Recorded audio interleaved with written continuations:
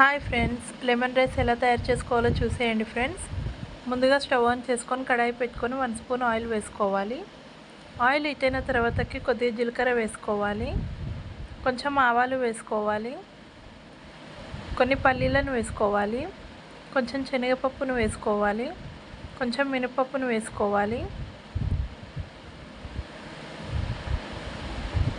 Flame సిమ్లో పెట్టుకొని కలుపుతూ ఫ్రై చేసుకోవాలి ఫ్రెండ్స్. చూడండి, ఇక్కడ మనకు ఫ్రై అయిపోయాయి.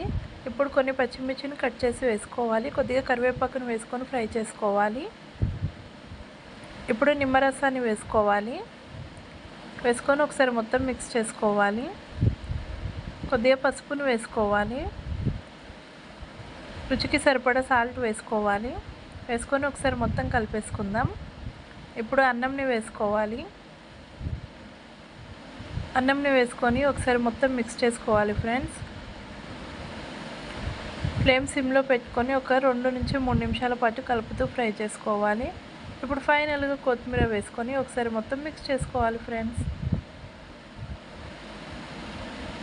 ఇలా ఒకసారి మొత్తం మిక్స్ చేసేసుకొని ఇప్పుడు స్టవ్ ఆఫ్ చేసేసుకుందాం. ఇప్పుడు సర్వింగ్ బౌల్కి తీసేసుకుందాం. అంతేనండి, ఎంతో టేస్టీగా ఉండే లెమన్ రైస్ రెడీ. ఈ వీడియో కనుక మీకు నచ్చినట్లయితే లైక్ చేయండి, షేర్ చేయండి, subscribe to my channel friends.